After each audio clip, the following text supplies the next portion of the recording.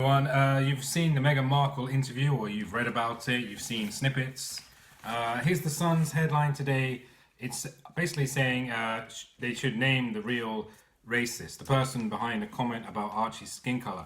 And I personally think that a lot of what's happened is very nuanced, and people aren't really seeing the real story behind the story.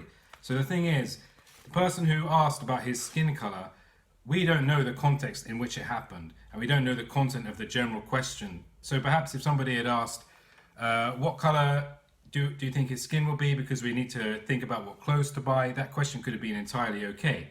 However, if the question had had racial undertones, if they were, for example, thinking that the baby wouldn't be totally white, if it would have, say, Afro-Caribbean features and therefore it would perhaps be contaminated, that would be a completely different matter.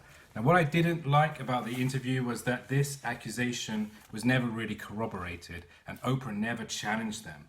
So by leaving the question completely open as to the identity of this mystery individual, it's going to lead to a lot more speculation. And I wonder why they decided to do it that way if they didn't want more publicity and more people talking about it. So now, the royal family are pushed to respond even though they don't want to. And in my opinion, they shouldn't have to, because these are unsubstantiated claims of racism.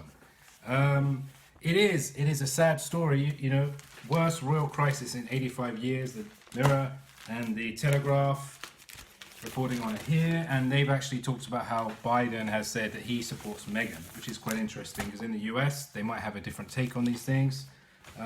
This is from yesterday. This is the Evening Standard, London paper. Meghan accuses royals of racism. And unrelated, but this is the Sunday Sport, and they're apparently a woke-free zone. So there is a lot of news on this story, and I think it's not going away. What do you think, guys?